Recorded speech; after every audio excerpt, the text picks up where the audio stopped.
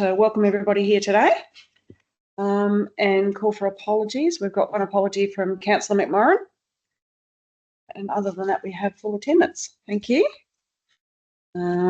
Disclosure of interest, assuming we don't have anything for that. So we'll go straight on to item 5.1. 5.1A, we've got the Audit and Risk Committee meeting minutes from the 5th of June. Has everybody had a chance to read those? If we could get someone to move that. Councillor Hudson, and seconder, Councillor Tripp. Okay. Do you want me to read the motion out? We need to have the motion read out for the... Okay.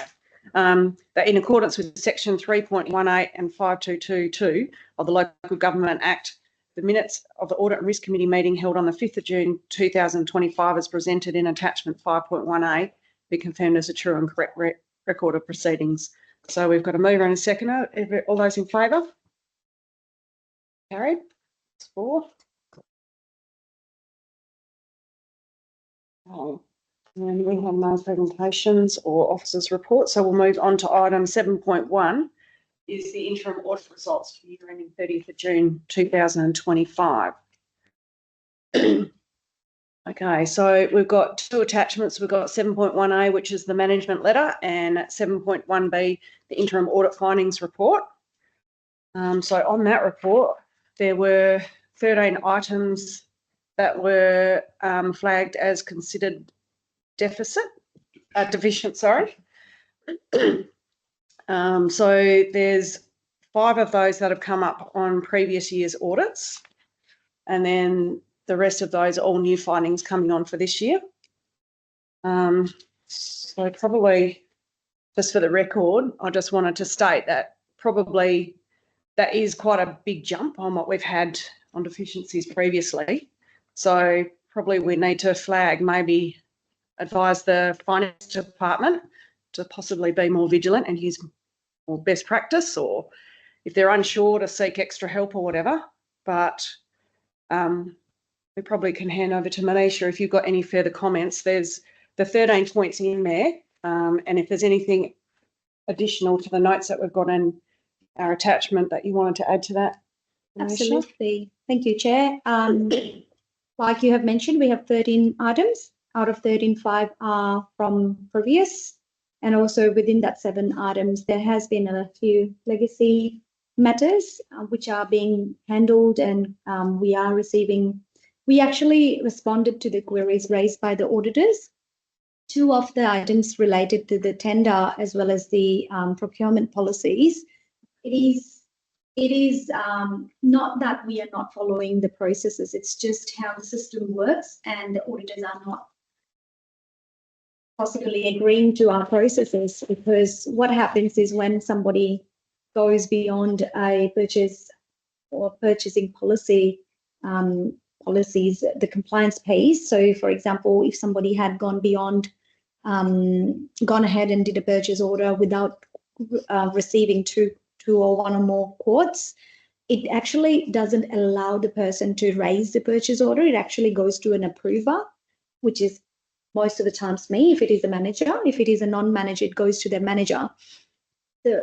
So I tried taking screenshots and showing them how it works. So the system itself disabled the user to not raise a purchase order, and it goes as an court authorization request or policy override request to us, and we then override that policy, approving for various reasons why the quotes were not received, that sort of thing. So basically this was explained to the auditors and they have agreed and understood, but they have not agreed to remove those things from the management letters, because their argument is when they came, they actually found it and we didn't tell them proactively.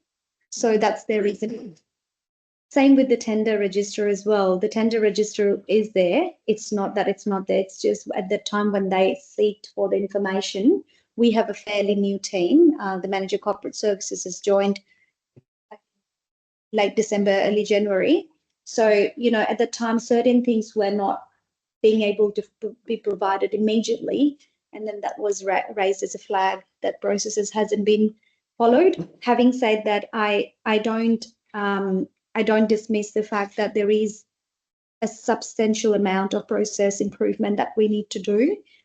We don't have a standard operating procedure like a full. Everybody is doing things, operating day-to-day activities on very fragmented way. Like everybody has their own little piece of procedures, but it's not compiled fully. So that needs to be undertaken certainly. And that gap I have myself identified.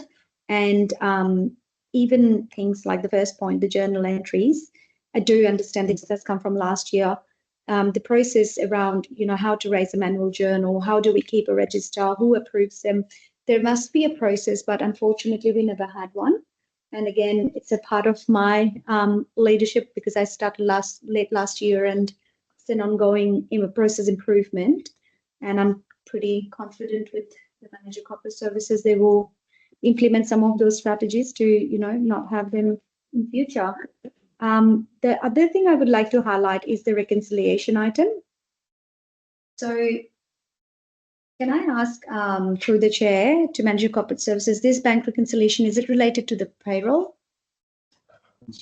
The number 6, the bank reconciliation? Yes, that's related to the bank reconciliation, payroll. Payroll reconciliation, yes. So with the payroll reconciliation, it has been raised and we are still trying to fix it because that's also causing me a bit of a challenge while I'm doing the budgets and trying to prepare the end of year figures. So what had happened is there is an assumption at the moment that when ReadyTech had to do the payroll last year when our payroll officer was absent, maybe the universal journal that gets created got uploaded twice, and therefore there is this amount that's not matching with the general ledger. So that's the assumption.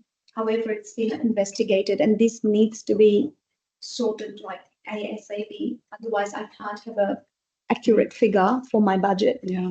So that's one of the biggest priority right now. And yeah, I mean, through this committee also, like I would reiterate, like this needs to be sorted now. And also being mindful that this is interim audit. We still have got final to come, and we have got infrastructure valuations, which is a very big, part of the annual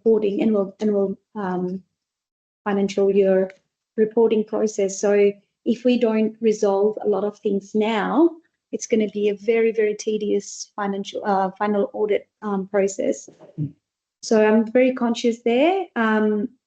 Same with the deductions and, superannuation guarantees as well. Like I said, we need to do a lot more process improvement. I would also like to mention about the corporate credit cards. This, again, I'm not trying to dismiss any, I take full accountability as a CEO. Whether it was done in my time or previous time, it doesn't matter. But we actually have signed agreements after the auditors has picked up, because when I started, I was given a corporate credit card and I actually asked what are the documentation I need to fill. I've done the bank bit, but is there anything internal that I need to do? And the answer was no. And when the auditors came and asked me, where is your corporate credit card agreement? There was none. So that was, there was a gap when I started. And therefore, because there was none, I didn't do one when Solomon started either. So that was found out, but we did an agreement signed before, I think it was May when we signed, May or June? May? Yeah. Okay. So that's been all. So I believe some of these will come out by the time we go towards the final audit. So we probably need to acknowledge here the massive number of staff changes we have had over the last couple of years. And yeah, what a good job you're trying to do to try and get everything up to scratch. You have a full complement of staff now? Yes. Yes. Okay. And we've probably we've got the training and in process at the moment to get everyone up to scratch. And are we looking like we are going to be able to get most of these things up to scratch by the time we get the final audit done? Hopefully. Yeah. Okay. Mr. Chair, can I Yes. just ask a question about finding 5? This was one of the mechanisms by which previous CEO was able to conduct fraud. It's to do with the master files. Who has the capacity to go into the master file? Is it just the CEO and the manager of finance? And there's a cross-checking mechanism, because that was the lapse there, independent review. So who reviews who? So currently there was nothing, and it's still yet to be implemented. So what needs to happen, and this has been one of the findings when I was working at another local government and it was a qualified audit. What needs to happen is every creditors run or every pay run, there needs to be a report of audit trail.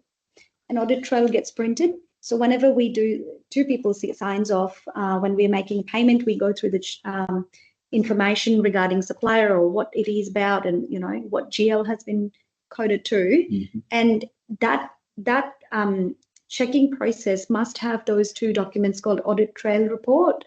And audit trail report is something that can be downloaded from Synergy Soft in terms of creditors run, and for pay run, I am not sure because I haven't used Definitive. So through Definitive, there must be some way to actually download those reports, and that must be an attachment with the batch when it comes to checking and verifying, and that needs to be implemented. And this is something I've raised, and this will be implemented before September. Okay. Excellent. So that was my major concern that I had as well. Obviously being on council when it all went down last time. I just encouraged any staff that can't get up to speed or they might ask for help. Don't let it get way behind like it clearly did last time. You get yourself in a panic and a tiz. Okay. Any further questions about any of the findings? Unless you've got any further comments? No. Thank you for that. Okay, so offers of recommendation 7.1, that in accordance with the Local Government Audit Regulations of 96, the Audit Risk and Improvement Committee, 1, receives the Auditor's Interim Audit Findings Report as presented in attachment 7.1b from Macquarie Partners Chartered Accountants for the 24-25 financial year, and 2, note the Management Committee, the management comment and actions taken to address the findings contained in the Auditor's Interim Audit Management Report, and 3, recommends to Council that it receives the Auditor's Interim Audit Findings Report as presented in attachment 7.1b from Macquarie Partners Chartered Accountants for the 24-25 interim audit. So if we could have a mover for that, please. Councillor Tripp, and a seconder, Councillor Ward. All those in favour? It's carried. Oh. Okay. Do we have any questions from members? Okay, so we've got our next meeting set for 12th of August. We're still going to run with that date? Yes, awesome. A 12 p.m. commencement, is that okay with everyone? Really, 12's a Oh, do you want to go later, Bev? Doesn't worry me. 1 o'clock's probably better for me. 12th of August. Yep, that's fine. So make that, try and make that. Does that suit the chair? Sorry? Does that suit I the can chair? do it either time. That doesn't worry me. No, I just leave work and go back again. That's fine. Okay. Yep. So 12th of August at 1 p.m. 1 p.m. Yeah. 1 p.m. Okay, terrific. All right. So at 1:17, I declare the meeting closed. Thanks everyone for their attendance.